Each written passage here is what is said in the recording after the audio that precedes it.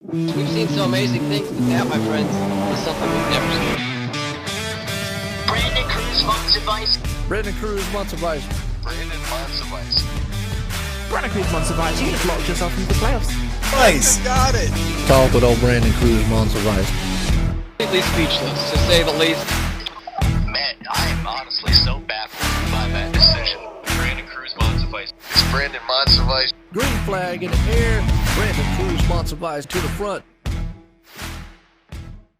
Alright, ladies and gentlemen, boys and girls, this is the Brandon Cruz Daily Fantasy Podcast, and we are focusing on the Eldora Dirt Derby. I'm recording this at 3 a.m., so gotta be quiet. Can't wake up my girlfriend or anything like that, but ladies and gentlemen, let me just give you a quick detail and run through my history. First off, I grew up 5 minutes away from the El Paso Speedway Park in El Paso, Texas. Grew up around dirt track racing my entire life. The last 3 years, actually since 2016, I was involved with racing, doing everything but actually driving the race car, whether it was working on the car in the pits, whether it was helping put body work on modifieds, whether it was grooving tires. I mean, everything to do with racing other than actually being in the seat I have done.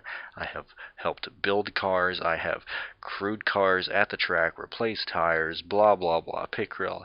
I've been around it my entire life. I'm probably going to put pictures in the video at this point just showing that I've actually been in victory lane and done all that type of stuff. So guys, listen, I've done this stuff. I understand dirt track racing, and I'm not saying that makes me better than some DFS players, but I'm just saying, like, guys, listen, I know what goes on these types of racetracks, so I'm going to go over that when I talk about the road course ringers and how this is all going to go through. I'm just using that as an example of why you should listen to me. So let's get into the Eldora Truck Series race. First off, they didn't bother showing fucking practice, you know, like, regardless if you give a shit about NASCAR, this is equivalent to the Daytona 500 for the dirt track world, really. I mean, I honestly believe it's the Chili Bowl, the Knoxville Nationals, and the Eldora Truck Race that really puts dirt track racing on the map. Well, I mean, and the World 100 and the Kings Royal and things of that nature. But like, seriously, like, this is a crown jewel race for every dirt track fan ever. Everybody who likes dirt track racing watches this, and I just don't understand why they're not putting enough love to it. Second off, I don't understand why there's only 32 cars. Last year's, I think this is the first year we've had 32 cars, which is really, really scary because some teams didn't pull out. Some of them just have like some one-off guys. It's just really, really, really weird. I figured we'd at least have I don't know, more cars than what it qualifies. So basically they're going to do heat races, which will set the field, or set the grid actually, between 1 and 25. So the winner of heat 1 will start on the pole, winner of heat 2 will start second, winner of heat 3 start third, and so on and so forth. Second place of heat 1 will start 6th, second place of heat 3 will start 7th, and second place of heat 3 will start 8th, and then third place of heat 1 would start 11th, and so on and so forth. That is how they grid here. They don't use passing points or anything like that. That's just how it works. Then they're going to have a last chance qualifier, which is basically a B main, but everyone makes it. And this is dumb. Like, there's no reason to run this stuff. We have enough cars. Like, I don't see a reason to really do this, but that'll set in the field between 26 and 32, and 26 and 27th will be the first 3 finishers in the LCQ, and then 28 through 30th will just be the last people who go there. I'm gonna go and focus on why this contest is a nightmare for DFS companies that are using a subscription model and that are trying to get people to pay for them and things of that nature. So guys, listen, this is the most the most dirt track ringers we have ever seen enter the Dirt Derby here, or the Mud Summer Classic as they called it the first 2 years of this race before the MLB got pissed off. I'm not exactly sure. I'm going to count on DraftKings how many people do not have any history on on here, not including Chase Briscoe because he won last year here. But we have 1, 2, 3, 4, 5, 6, 7, 8, 9, 10, 11, 12. 12 people on DraftKings don't have any statistical history in NASCAR that people can use in their models, in their ownership projections, in anything, in their just cheat sheets, whatever. These people will not show up. This is the information I have for each of these people, and I'm going to tell you why they're here and who I think is the better people out of these guys. So we're just going to go over right here. So Jake Griffin. I'm going to go over the people who you probably don't recognize first off. Then I'll talk about other people. Then I'll tell you who I like and all of that stuff and lineup construction and all that. So Jake Griffin driving for Mike Efanio Motorsports. Mike is someone who used to run before they changed to this newest this generation of truck series racing with the Elmore motor and the 2019 truck package. I know he ran on and off in 2016, 2017. I actually followed him on Facebook long before I ran or I did DFS and things of that nature. Anyway, he has a road course. I don't know why I keep saying road course. He has a dirt track experienced driver called Jake Griffin driving the 03 here. It has a beautiful pink paint scheme with an 03 on there. Very, very, very easy to see, and they are fully sponsored.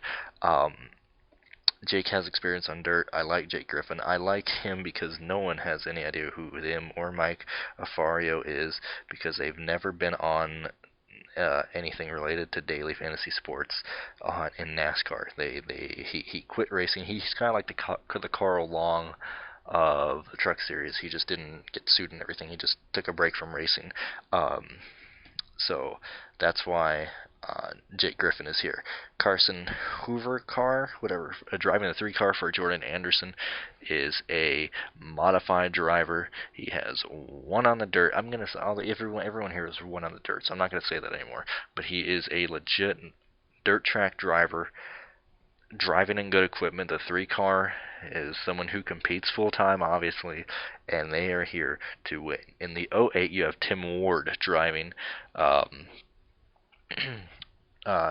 Driving here. He usually drives a IMCA modified A-Mod, which is a car that will weigh anywhere between 2,200 pounds and 2,400 pounds, or even 2,500 pounds, depending on what your weight limit is. Now, the reason I'm focusing on weight is because these trucks are anywhere from 3,000 to, I think it's 36,000 pounds or 3,600 pounds. I could be wrong here, but I know it's between 3,000 and probably 37,000 pounds, because these are fucking fat, heavy machines. These trucks are fucking gigantic.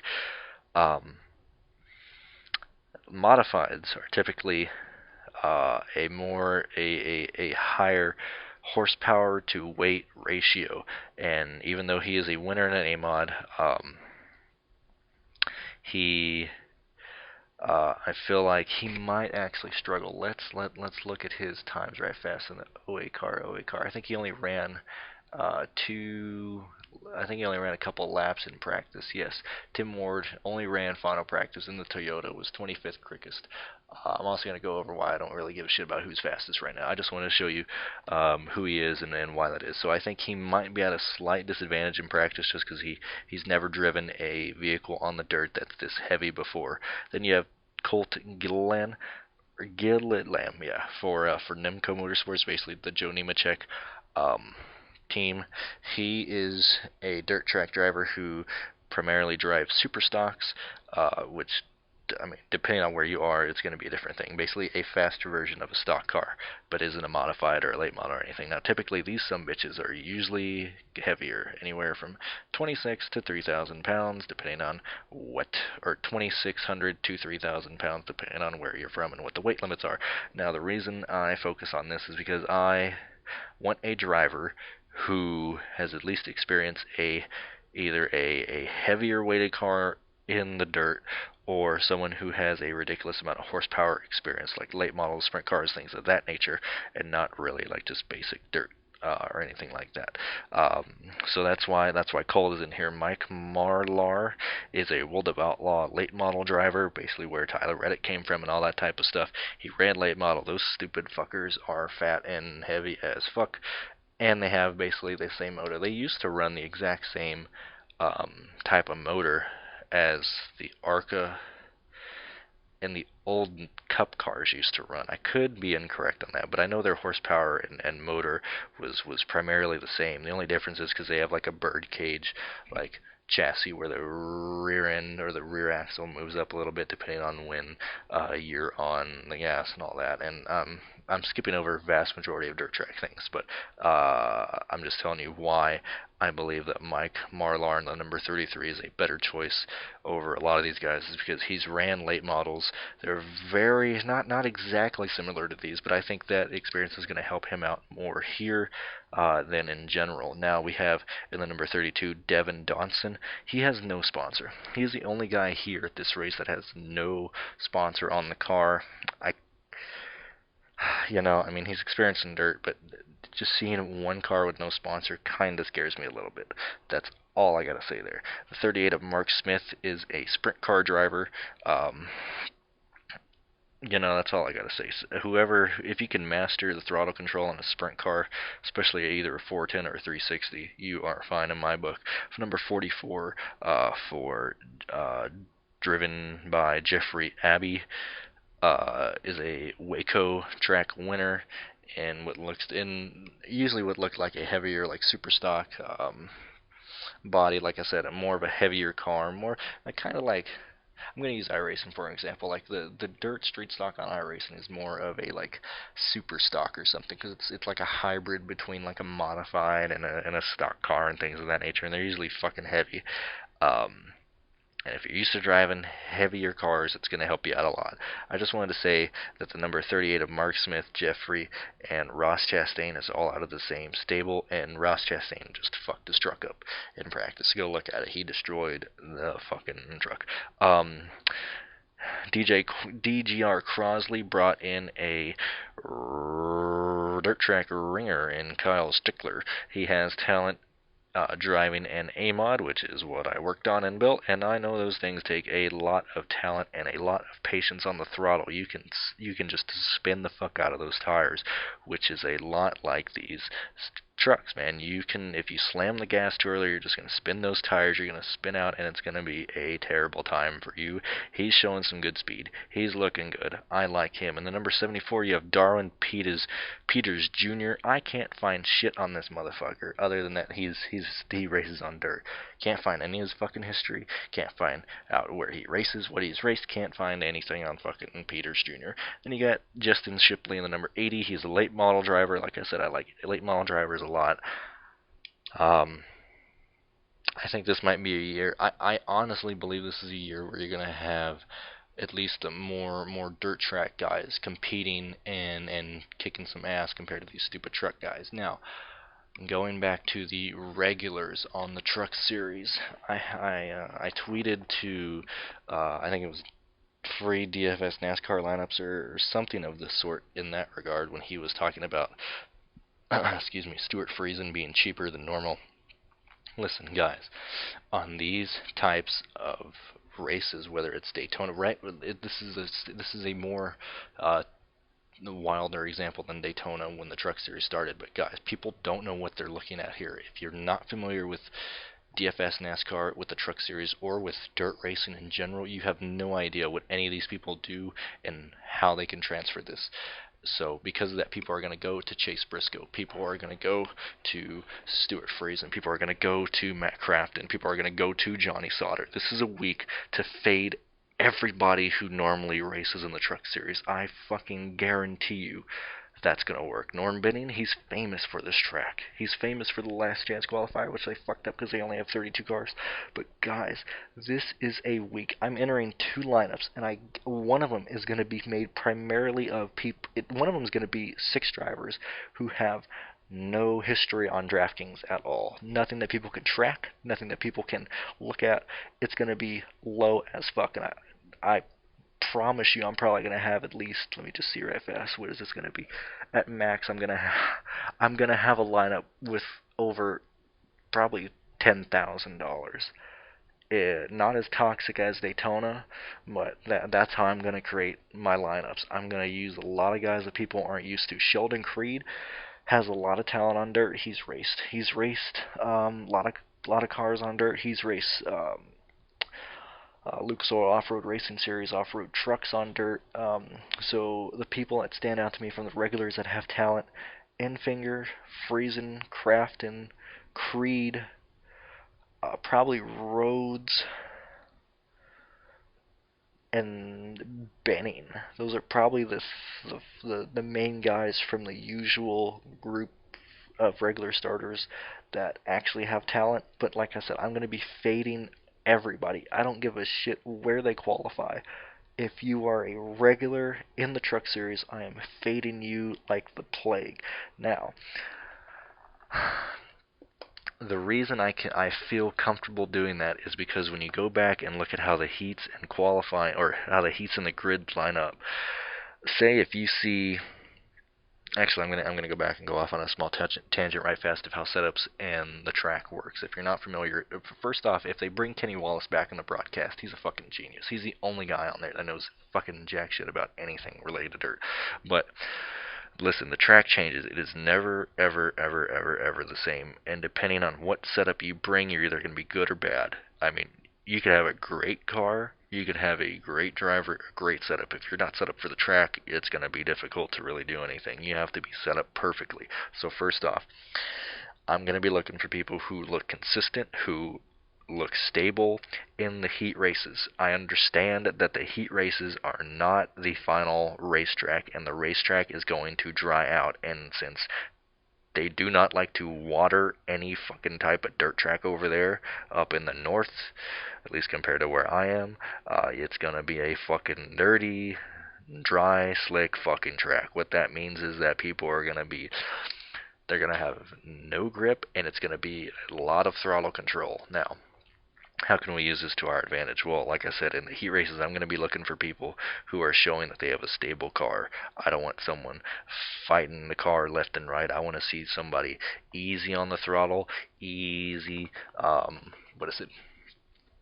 just showing patience, not overdoing the car, not fighting the car, just letting the car roll into the corner, letting it sit down. It's so the reason I was focusing on weight earlier is because these cars are so heavy. When you enter a corner, it's gonna push regardless as if you have that car loose or not.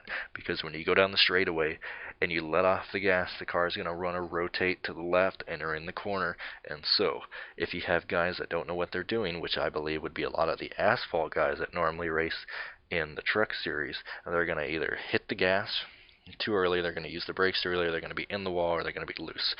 This is why if you drive a late model, if you drive a heavier car in the dirt and you're used to that, you're going to know exactly how to beat it. I understand that this is a different machine.